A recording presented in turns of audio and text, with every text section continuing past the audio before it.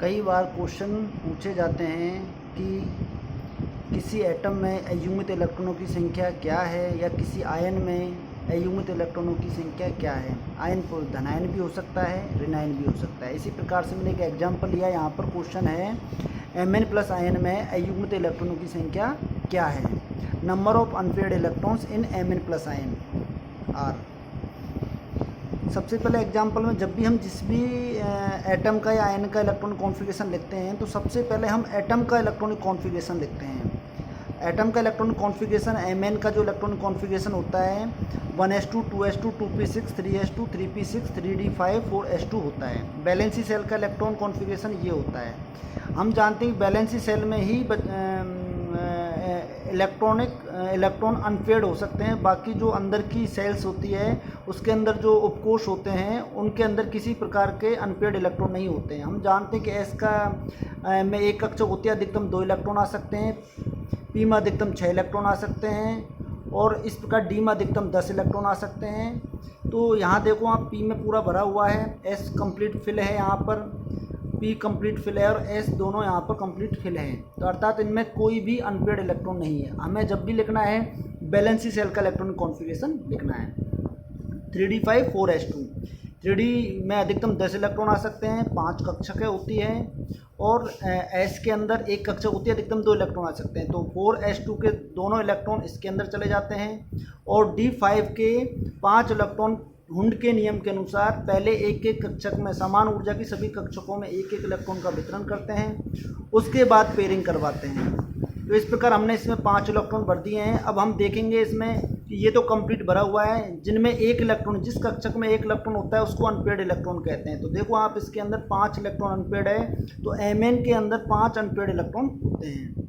इसी प्रकार Mn plus के अंदर, प्लस का मतलब हो जाता है न्यूट्रल एटम में से यदि किसी इलेक्ट्रॉन को बाहर निकाल देते हैं तो उस पर पॉजिटिव चार्ज आ जाता है और यदि उसके अंदर इलेक्ट्रॉन जोड़ देते हैं तो उस पर नेगेटिव चार्ज आ जाता है। तो अब हमने क्या किया, यहाँ से Mn से एक इलेक्ट्रॉन निकाल दिया। तो एक इलेक्ट्रॉन कहाँ से निकलेगा, बैलेंसी सेल के इलेक्ट्रॉन से निकलेगा। जो बाह्यतम कोष में जो कोष होता है उसमें से इलेक्ट्रॉन बाहर निकलेगा। यहाँ पर बाह्यतम कोष में कौन सा कोष है, 4s, इसमें से एक इलेक्ट्रॉन हम निकालेंगे तो 4s बन रह जाएगा। जब हम इनको कक्षकों में भरते हैं तो 5 तो एस सच रहेगी ऊपर वाले की तरह, लेकिन 2 इलेक्ट्रॉन जहाँ पर ये 2 थे उनमें से एक इलेक्ट्रॉन बाहर निकल गया तो एक अनपेयर्ड इलेक्ट्रॉन बढ़ गया।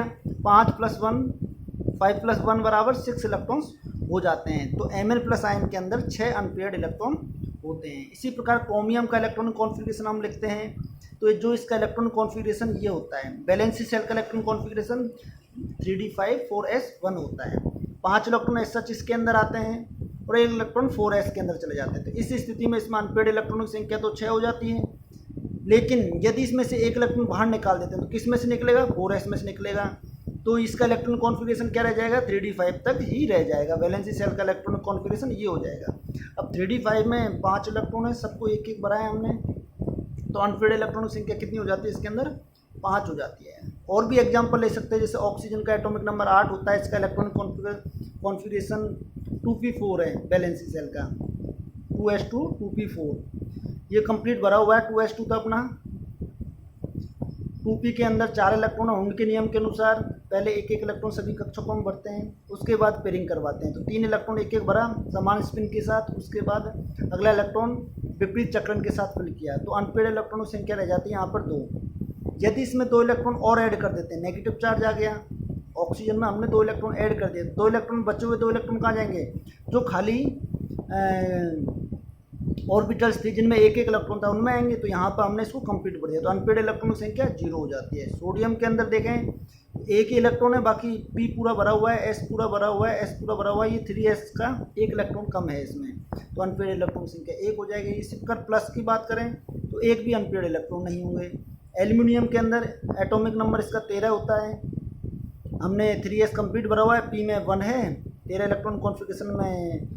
अब इसमें से हम क्या करते हैं, इसमें अनपेयर्ड इलेक्ट्रॉन की संख्या 1 हो जाती है। यदि इसमें से 3 इलेक्ट्रॉन बाहर निकाल देते हैं, कौन से निकलेंगे, एक तो ये निकलेगा सबसे पहले, उसके बाद 2s का 3s का निकलेगा, फिर 3s का दूसरा निकलेगा। 3 इलेक्ट्रॉन बाहर निकल जाएंगे तो इलेक्ट्रॉन कॉन्फ़िगरेशन कहाँ तक रह जाएगा, इसका यहाँ तक रह जाएगा। तो ये इलेक्ट्रॉन कॉन्फ़िगरेशन हुआ, अनपेयर्ड इलेक्ट्रॉन की संख्या 0 हो जाएगी।